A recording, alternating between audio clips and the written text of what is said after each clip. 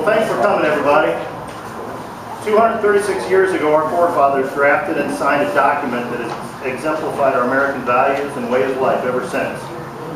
It put King George on notice that we the people weren't going to put up with it anymore. The Crown had abused his authority, generally tried to manipulate the behavior of the colonists, much of it through aggressive taxation.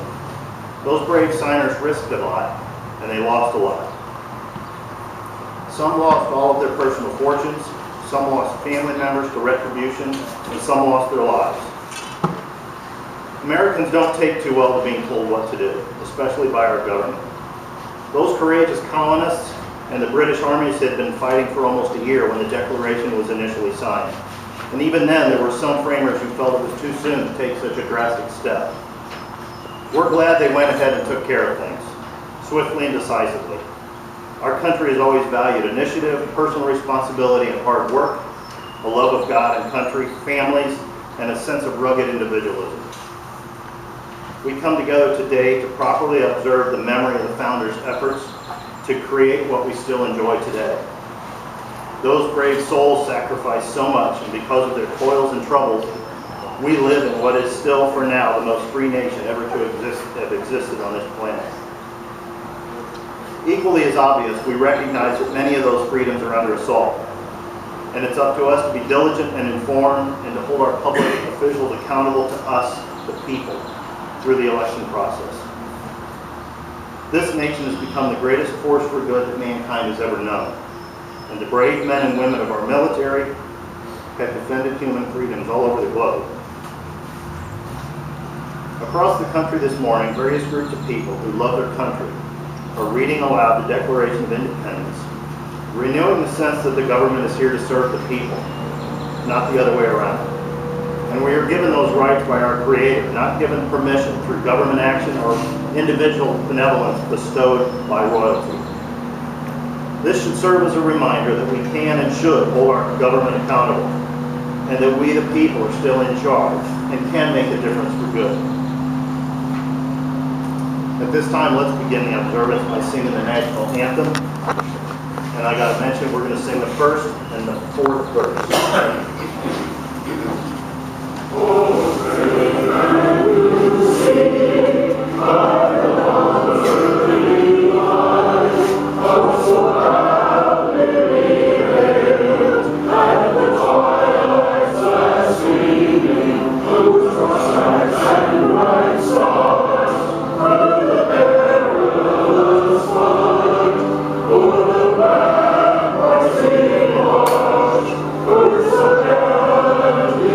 Street.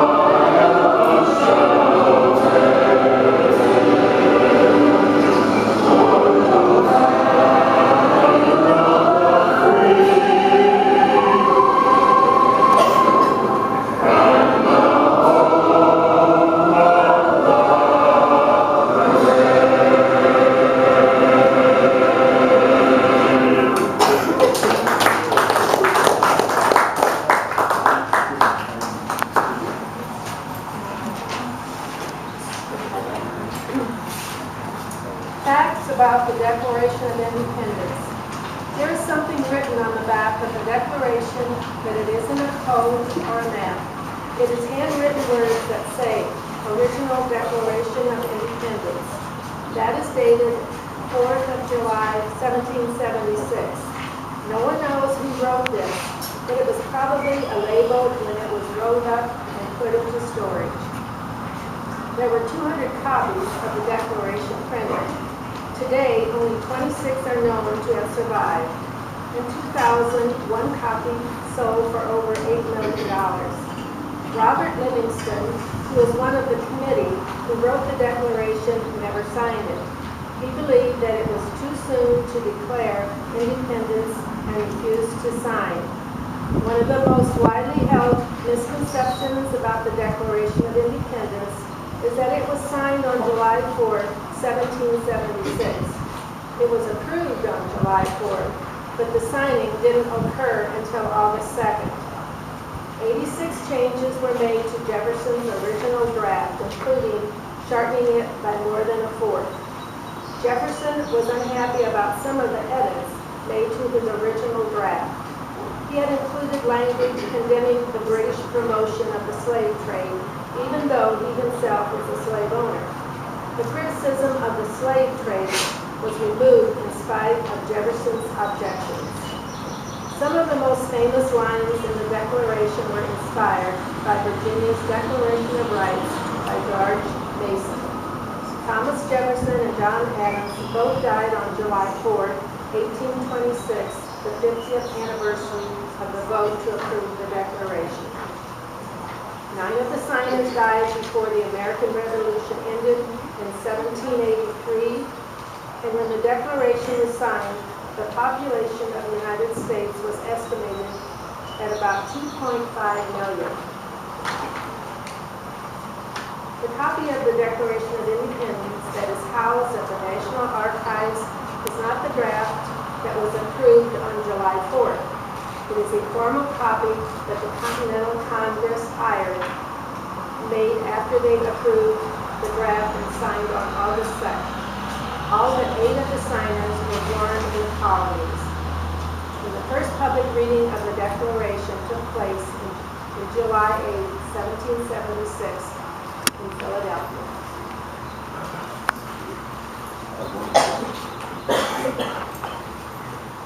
Leading up to the Declaration of Independence were many confrontations with the British, as well as taxes and restrictions put upon the colonies. In the colonies, there were no gold or silver mines, so the colonists printed their own paper money in the forms of bills of credit. Britain abolished this currency with the Currency Act of 1764. The colonies protested this as it caused a trade deficit with Great Britain. The colonists had been living under the Molasses Act since 1733 and had managed to evade this 6-pence tax on imported molasses.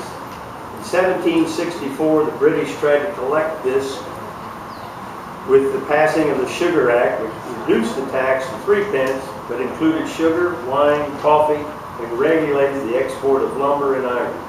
This act and the Currency Act set the stage for the revolt at the imposition of the Stamp Act. The Stamp Act of 1765 was Britain's first serious attempt to assert government authority over the colonies. England was facing a massive debt following the 7 Years' War, and English citizens were taxed at a rate that created a serious threat of revolt. This was a tax on pretty much every sheet of paper that was written on, all legal documents, wills, deeds, newspapers, advertisements, books, pamphlets, and many, many more items.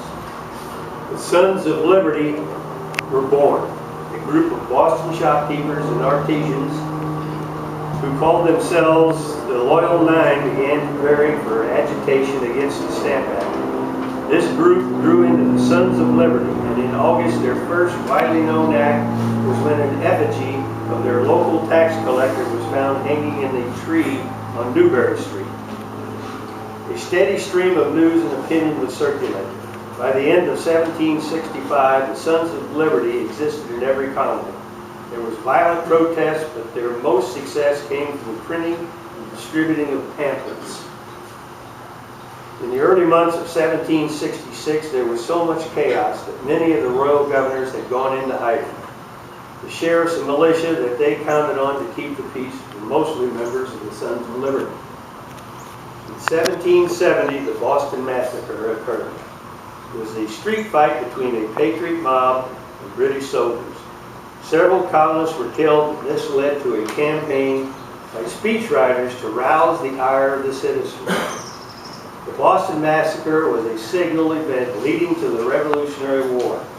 It led directly to the royal governor evacuating the occupying army from Boston. It would soon bring the revolution to armed rebellion throughout the colonies. In 1767, the Townshend Revenue Act put on a tax on glass, paint, oil, lead paper, and tea. The result was the resurrection of colonial hostilities. In the summer of 1768, custom officials impounded a sloop owned by John Hancock for violations of the trade regulations. Crowds mobbed the custom office, forcing the officials to retire to a British warship in the harbor. British troops marched in to occupy Boston in October, and the Bostonians offered no resistance. They changed their tactics. They established a non-importation agreement that quickly spread throughout the colonies. British trade soon dried up, and the powerful merchants of Britain interceded on behalf of the colonies. The Tea Act in 1773 would launch the final spark of the revolutionary movement in Boston. This act actually did not impose any new tax. It was designed to prop up the East Indian Company, which was floundering financially and burdened with 18 million pounds of unsold tea. This tea was shipped to the colonies and sold at a bargain price. However, the Townshend duties were still in place, and the leaders in America thought this was a maneuver to buy popular support for the taxes already in place, and would undercut the local merchants. Colonists in Philadelphia and New York turned the ships back to Britain. In Charleston, the cargo was left to rot on the docks. In Boston, the royal governor held the ships in port, and the colonists would not allow them to be unloaded. This situation led to the Boston Tea Party. The Boston Non-Importation Agreement basically prohibited a merchant or colony to import any goods from Great Britain until all the taxes had been repealed. The Boston Port Act, all ships from Boston Harbor, no foreign goods could come to the colonies.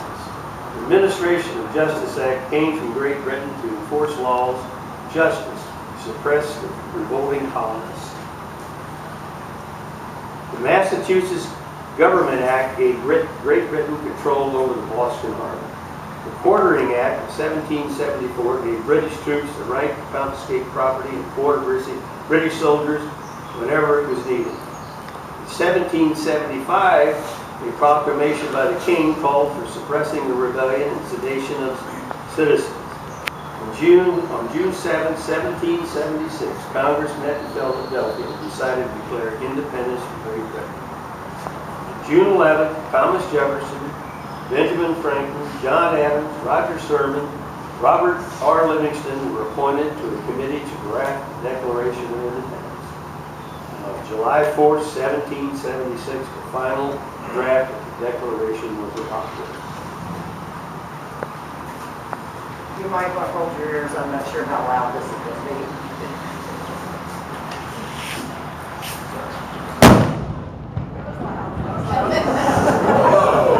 Hear ye! Hear ye! In Congress, July 4th, 1776, the unanimous declaration of the 13 United States of America. When in the course of human events it becomes necessary for one people to dissolve the political bands which have connected them with another, and to assume among the powers of the earth the separate and equal station to which the laws of nature and of nature's God entitle them, a decent respect to the opinions of mankind requires that they should declare the causes which impel them to the separation. We hold these truths to be self-evident, that all men are created equal, that they are endowed by their Creator with certain unalienable rights, that among these are life, liberty, and the pursuit of happiness. That to secure these rights, governments are instituted among men, deriving their just powers from the consent of the governed. That whenever any form of government becomes destructive of these ends, it is the right of the people to alter or to abolish it, and to institute new government, laying its foundation on such principles and organizing its powers in such form as to them shall seem most likely to affect their safety and happiness. Prudence indeed will dictate that governments long established should not be changed for light and transient causes, and accordingly all experience hath shown as mankind are more disposed to suffer while evils are sufferable than to right themselves by abolishing the forms to which they are accustomed. But when a long train of abuses and usurpations pursuing invariably the same object evinces a design to reduce them under absolute despotism, it is their right, it is their duty to throw off such government and to provide new guards for the future security. Such has been the patient sufferance of these colonies, and such is now the necessity which constrains them to alter their former systems of government. The history of the present King of Great Britain is a history of repeated injuries and usurpations, all having in direct object the establishment of an absolute tyranny over these states. To prove this, let facts be submitted to a candid world. He has refused his assent to laws, the most wholesome and necessary for the public good. He has forbidden his governors to pass laws of immediate and pressing importance, unless suspended in their operation till his assent should be obtained, and when so suspended he has utterly neglected to attend to them. He has refused to pass other laws for the accommodation of large districts of people, unless those people would relinquish the right of representation in the legislature, a right inestimable to them and formidable to tyrants only.